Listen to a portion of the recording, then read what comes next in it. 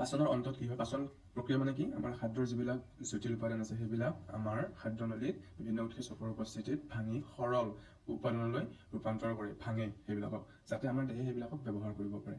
গতিকে পাচনৰ অন্তত আমাৰ শৰ্কৰাবিলাক গ্লুকোজত পৰিণত হয়। গ্লুকোজটো সৰল উপাদান, এমিনো এচিডত প্ৰটিনবিলাক এমিনো এচিডত পৰিণত হয়, আৰু চৰ্বিবিলাক গ্লিচাৰল আৰু ফেটি এচিডত পৰিণত হয়। এই গোটেইবিলাক হ'ল খাদ্যৰ সৰল উপাদান।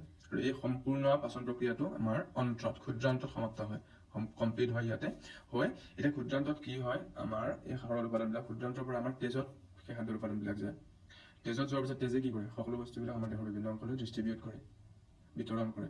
তেজে সেইকাৰণে সেই সকলো খাদ্য উপাদানবিলাক আল্টিমেটলি গৈ আমাৰ দেহৰ সকলোবিলাক কোষতে বিতৰণ কৰি দিয়ে, আৰু কোষতে আমাৰ সেই খাদ্যৰ উপাদানবিলাক ব্যৱহাৰ হয়। আমি অলৰেডি জানো কাৰ্বহাইড্ৰেট কিহৰ কাৰণে ব্যৱহাৰ হয়, শক্তিৰ কাৰণে, প্ৰটিন কিহৰ কাৰণে, দেহ গঠন আৰু ৰিপেয়াৰ কৰা, দেহ গঠন কৰা, দেহৰ বৃদ্ধি কৰা, চৰ্বিবিলাক শক্তিও দিয়ে, লগতে আমাৰ যেনে কোষাবৰণ বা আমাৰ কিছুমান হৰমন সেইবিলাক প্ৰস্তুত কৰাত সহায় কৰে। তো গোটেইবিলাকে কেতিয়াবা কি হয়, মানে পৰিস্থিতি ৱাইজ মানে গোটেইকেইটা কাৰ্বহাইড্ৰেট, প্ৰটিন, চৰ্বি গোটেইবিলাকে শক্তি দিব পাৰে, কিন্তু আমাৰ ডে টু ডে লাইফত, দৈনন্দিন জীৱনত আমাৰ যিটো মেইন যিটো শক্তিৰ উৎস সেইটো হ'ল আমাৰ কাৰ্বহাইড্ৰেট। আৰু আমি অলৰেডি প্ৰথমতে গম পালোঁ যে আমাৰ কাৰ্বহাইড্ৰেট যি শৰ্কৰা জটিল কাৰ্বহাইড্ৰেটবিলাক সৰল কিহত পৰিণত হৈছে, গ্লুকোজত। তাৰ মানে আমি গম পালোঁ আমাৰ যি শক্তি পাম, শক্তিবিলাক আমি ক'ৰ পৰা পাম, গ্লুকোজৰ পৰা পাম। এতিয়া আমাৰ জীৱৰ দেহত যি জৈৱ ৰাসায়নিক প্ৰক্ৰিয়াৰ দ্বাৰা শক্তি উৎপন্ন হয় তাকে শ্বসন বোলে। আমাৰ জীৱৰ দেহত যি প্ৰক্ৰিয়াৰ দ্বাৰা শক্তি উৎপন্ন হ'ব সেইটোকে আমি শ্বসন বুলি ক'ম। তাৰ মানে আমি গম পালোঁ শক্তি যিহেতু আমি ক'ৰ পৰা পাওঁ, গ্লুকোজৰ পৰা পাওঁ। তাৰমানে শ্বসন প্ৰক্ৰিয়াৰ উদ্দেশ্য কি, গ্লুকোজৰ পৰা শক্তি উৎপন্ন কৰা। এই গ্লুকোজৰ পৰা শক্তি উৎপন্ন প্ৰক্ৰিয়া যিটো এটা আছে, ৰাস্তা এটা আছে, এই ৰাস্তাটো দুই ধৰণে হ'ব পাৰে। এটাত অক্সিজেনে সহায় কৰি লগ দিয়ে গ্লুকোজক কোনোবা এটা সময়ত, আৰু এটাত মানে অক্সিজেনৰ প্ৰয়োজন নাই। এতিয়া আমি সেই দুটা কথা ভালকৈ ইয়াতে চাম। প্ৰথম যিটো আমাৰ প্ৰথম পৰ্যায়টো, তাতে কি হয়, আমাৰ গ্লুকোজখিনি কোষপৰশ মানে এই অংশখিনি, কোষ কেন্দ্ৰৰ বাহিৰে বাকী অংশ, কোষপৰশত আমাৰ গ্লুকোজখিনি সোমায়। তেজে লৈ আহিল, কোষপৰশত সোমাল, কোষপৰশত সোমোৱাৰ পিছত সেই গ্লুকোজখিনি কি হ'ব, এতিয়া ভাঙি পাইৰুভেটলৈ পৰিণত হ'ব। সেই এতিয়া গ্লুকোজত আমাৰ 6টা কাৰ্বন থাকে, পাইৰুভেটত থাকে 3টা কাৰ্বন। তাৰমানে এটা গ্লুকোজৰ পৰা কেইটা পাইৰুভেট হ'ব, 2টা পাইৰুভেট হ'ব এটা গ্লুকোজৰ পৰা। এই পাইৰুভেটখিনি এতিয়া প্ৰত্যেকটো পাইৰুভেটে কি হ'ব, ইথাইল এলকহল আৰু কাৰ্বন ডাই অক্সাইড, লগতে ইয়াতে শক্তি উৎপন্ন হ'ব প্ৰত্যেকটো পাইৰুভেটৰ পৰা, শক্তি। ঠিক আছে, তেনেকুৱা এই প্ৰক্ৰিয়াটোত ইয়াতে ক'তো অক্সিজেনৰ প্ৰয়োজন হোৱা নাই, যিটো ইয়াতে অক্সিজেনৰ অনুপস্থিতিতে গোটেইখিনি কাম হ'ল, গতিকে এইটোক কয় অবাত শ্বসন। এইটো সাধাৰণতে বেক্টেৰিয়া, ইষ্ট এইবিলাক জীৱৰ ক্ষেত্ৰত হয়। ইষ্টৰ ক্ষেত্ৰত হোৱাটোক আমি কিনন বুলি কওঁ, যিটো কথা আমি ক্লাছ 7-8 মানত পঢ়িছিলোঁ। এই গোটেই যিটো অবাত শ্বসন প্ৰক্ৰিয়া আছে, এইটো আমাৰ ক'ত হ'ল, কোষপৰশত হ'ল। আৰু এই প্ৰক্ৰিয়াটোত একেবাৰে কম পৰিমাণৰ শক্তি উৎপন্ন হয়, বহুত কম শক্তি উৎপন্ন হয়। আৰু এই শক্তিখিনিক আমি যিখিনি শক্তি উৎপন্ন হয়, 2টা ATP কিবাকে 2টা ATP প্ৰস্তুত কৰিব পাৰি। ATP কি আমি লাষ্টত কৈ আছোঁ, এতিয়া মনত ৰাখা ATP মানে শক্তি, সেইটো কথা মনত ৰাখিব। চ' এই যি অলপ পৰিমাণৰ শক্তি উৎপন্ন হ'ল, এইখিনিৰ পৰা 2টা ATP মানে সৃষ্টি হ'ব পাৰে, প্ৰস্তুত হ'ব পাৰে। ইয়াৰ পিছৰ পৰ্যায়টো চোৱা, ইয়াৰ পিছত কি হ'ব, অবাত শ্বসনত এইখিনি হ'ল, এনেকুৱা ধৰণে আমাৰ ইষ্ট, বেক্টেৰিয়া এনেকুৱা কিছুমান প্ৰাণীত এইটো প্ৰক্ৰিয়াৰ দ্বাৰাই অক্সিজেন নোহোৱাকৈ শক্তি ইহঁতে পায়, আৰু এইটো আমি অবাত শ্বসন বুলি কওঁ। নেক্সট এতিয়া কি হ'ব, প্ৰায়বিলাক সংকোষ কেন্দ্ৰীয় কোষত এতিয়া সেই যি আমাৰ পাইৰুভেট সৃষ্টি হৈছিল কোষপৰশত, এই কোষপৰশত যি পাইৰুভেট হৈছিল সেইখিনি এই মাইট্ৰকণ্ড্ৰিয়াৰ আমাৰ কোষাংগনত সোমাই যাব, পাইৰুভেটখিনি। ইয়াতে আমাৰ মাইট্ৰকণ্ড্ৰিয়া হ'ল এইটো, তো পাইৰুভেটবিলাক মাইট্ৰকণ্ড্ৰিয়াৰ ভিতৰত সোমাই যাব। ঠিক আছে, সোমাই যোৱাৰ পিছত আমাৰ 2 নম্বৰ পৰ্যায়টো ষ্টাৰ্ট হৈ যায়। 2 নম্বৰ পৰ্যায়টো কি হ'ব, এতিয়া পাইৰুভেটখিনি মাইট্ৰকণ্ড্ৰিয়াৰ ভিতৰত সোমাল, আমি যি অক্সিজেন লগ হোৱা নিয়মৰ সহায়ত আমাৰ অক্সিজেন যি আমাৰ হাঁওফাঁওৰ দ্বাৰা তেজত যায়, তেজৰ পৰা সেই তেজে অক্সিজেনখিনি আমাৰ কোষবিলাকত দি দিয়ে। সেই অক্সিজেনখিনি আৰু পাইৰুভেটৰ এতিয়া কি হ'ব, বিক্ৰিয়া হ'ব, আৰু এই অক্সিজেনৰ উপস্থিতিত পাইৰুভেট অণু ভাঙি 3টা কাৰ্বন ডাই অক্সাইড উৎপন্ন হ'ব, লগতে পানী উৎপন্ন হ'ব, আৰু প্ৰচুৰ পৰিমাণৰ শক্তি উৎপন্ন হ'ব। ইয়াতে আমাৰ এই গোটেই প্ৰক্ৰিয়াটো কি হয়, ইয়াতে অক্সিজেনৰ উপস্থিতিত আমাৰ পাইৰুভেট অণু ভাঙি কাৰ্বন ডাই অক্সাইড, পানী আৰু শক্তি উৎপন্ন হয়। যিহেতু ইয়াতে আমাৰ অক্সিজেনৰ প্ৰয়োজন হ'ল, গতিকে এইটোক আমি সবাত শ্বসন বুলি কওঁ।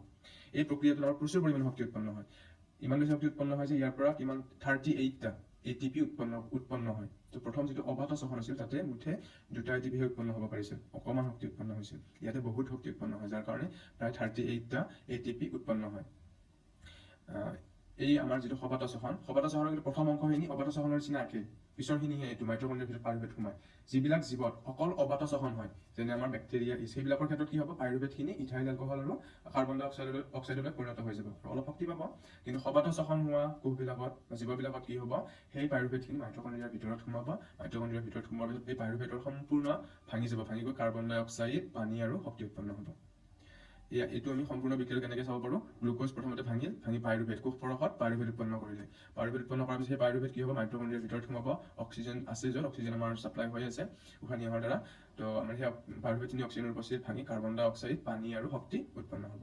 এইটো এইটো হ'ল আমাৰ সবাত শ্বসন এতিয়া তোমালোকে অবাত শ্বসন আৰু সবাত শ্বসনৰ পাৰ্থক্যটো ধুনীয়াকৈ এই দুইখিনি কথাৰ পৰা লিখিব পাৰিবা এনেকৈ এটা স্পেচিয়েল কেছ চাওঁ আমি কেতিয়াবা যেতিয়া বহুত একেৰাহে এক্সাৰচাইজ কৰি থাকোঁ কাম কৰি থাকোঁ তেতিয়া আমাৰ শিৰামুৰি ধৰা বুলি কওঁ একদম বলনব হৈ যায় তেনেকুৱা লাগে বেছি দৌৰিলেও তেনেকুৱা হয় আমাৰ তো সেইটো কিয় হয় আমি চাওঁ তোমাৰ এটা বিশেষ পৰিস্থিতি সাধাৰণতে আমাৰ দেহত কি হয় সবাত শ্বসন হয় সবাত শ্বসন মানে গ্লুকোজ ভাঙি পাইৰুভেট হ'ল পাইৰুভেট মাইট্ৰকণ্ড্ৰিয়াৰ ভিতৰত সোমালে মাইট্ৰকণ্ড্ৰিয়াৰ ভিতৰত অক্সিজেনৰ উপস্থিতিত পাইৰুভেট ভাঙি বহুত শক্তি উৎপন্ন হয় শক্তি মানে এটিপি ৩৮টা এটিপি উৎপন্ন হ'ব লগতে কাৰ্বন ডাই অক্সাইডৰ পানী উৎপন্ন হ'ব এটাও সাধাৰণতে আমাৰ দেহত হয় কিন্তু যেতিয়া আমি একেবাৰে এক্সাৰচাইজ কৰি থাকিম তেতিয়া কি হয় যিমানখিনি অক্সিজেন আমাৰ মাংসপেশীক দিব লাগিছিল এক্সাৰচাইজ কৰা মানে কি মাংসপেশীৰ লৰচৰ কৰা মাংসপেশী সংকোচন প্ৰসাৰণ কৰোৱা তো যিমানখিনি অক্সিজেন আমাৰ মাংসপেশীক যোগান ধৰিব লাগিছিল সিমানখিনি অক্সিজেন নাপায় তাৰ কাৰণে কি হ'ব শক্তিটো লাগি থাকিব কাম কৰি থাকিলে গতিকে তাৰ কাৰণে কি হ'ব অক্সিজেনৰ অনুপস্থিতিতে আমাক শক্তি উৎপন্ন কৰিব লগা হৈ যায় তেতিয়া আকৌ যিহেতু অক্সিজেনৰ অনুপস্থিতিত কৰিব লগা হৈ যায় তেতিয়া আকৌ অবাত শ্বসনে হৈ যায় চ' কি হয় পেশীবিলাকত যেতিয়া অক্সিজেন নাপায় অক্সিজেনৰ অনুপস্থিতিত এই পাইৰুভেটবিলাক ভাঙি নাযায় কি হ'ব পাইৰুভেটবিলাক লেক্টিক এচিডলৈ ৰূপান্তৰ হৈ যায়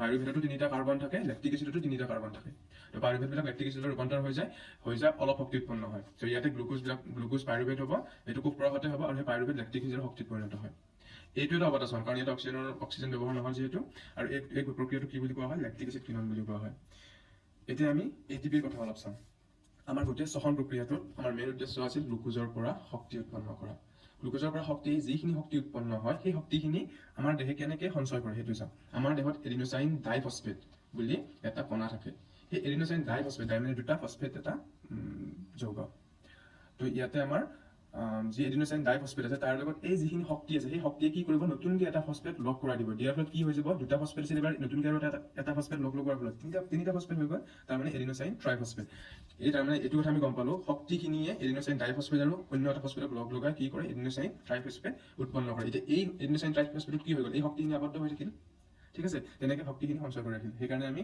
এটিপিক মুদ্ৰা বুলি কওঁ শক্তিৰ মুদ্ৰা বুলি কওঁ যেনেকৈ আমাৰ টকাৰ মূল্য এটা থাকে বস্তু কিনি আনিব পাৰোঁ তেনেকৈ এটিপি শক্তিৰ মুদ্ৰা য'তে শক্তি লাগে আমি এটিপি দি দিব পাৰোঁ এতিয়া নেক্সট যেতিয়া আমাৰ দেহৰ যিবিলাক এণ্ডোথাৰ্মিক ৰিয়েকশ্যন বুলি তোমালোকৰ কিতাপত আছে এণ্ডোথাৰ্মিক মানে য'ত শক্তিৰ প্ৰয়োজন হয় প্ৰথমটো অধ্যায় পঢ়িলে গম পাবা তোমালোকে য'ত শক্তিৰ প্ৰয়োজন হয় বিপাকীয় কাৰ্য মানে আমাৰ দেহৰ ভিতৰত হোৱা যিবিলাক কাৰ্য তো আমাৰ দেহৰ ভিতৰৰ কাৰ্যবিলাক য'ত শক্তিৰ প্ৰয়োজন হয় এণ্ডোথাৰ্মিক ৰিয়েকশ্যন বা প্ৰক্ৰিয়া সেইবিলাকত কি হয় এতিয়া চাওঁ ক'ৰবাত কিবা এটা কামত ধৰি লওঁ আমি হাতখন কুচাব লাগে তাৰ কাৰণে শক্তিৰ প্ৰয়োজন হয় তেতিয়া কি হ'ব আমাৰ হাতৰ মাংসপেশী যিবিলাক এটিপি আছে লগ পানীৰ উপস্থিতিত সেই এটিপিবিলাক ভাঙি এডিপি উৎপন্ন হৈ যাব এডিপিৰ লগতে আৰু এটা ইয়াতে তিনিটা ফস্ফেট আছিল এডিপি হৈ পিনে আৰু এটা ফস্ফেট বাহিৰ হৈ ওলাই যাব মানে এইটো নিচিনা হৈ যাব হৈ যোৱাৰ লগে লগে এই যিখিনি শক্তি আবদ্ধ হৈ আছিল এটিপিত সেই শক্তিখিনি ওলাই যাব সেই শক্তিখিনি ওলাই গ'ল এতিয়া এই শক্তিখিনি আমাৰ যি বিক্ৰিয়াত লাগে তাতে আমাৰ দেহে সেই শক্তিখিনি ব্যৱহাৰ কৰিব গতিকে আমাৰ এই এটিপিৰ কথাখিনি এইখিনিয়ে তোমালোকৰ পাঠটোত এই ডায়েগ্ৰামটো আছে ইয়াতে আমাৰ গ্লুকোজৰ পৰা আল্টিমেটলি শক্তি কেনেকৈ উৎপন্ন হয় তিনিটা পাঠ আছে তিনিটা ৰাস্তা আছে সেই ৰাস্তাকেইটা আমাৰ ইয়াতে দিয়া আছে এটা সবাত শ্বসন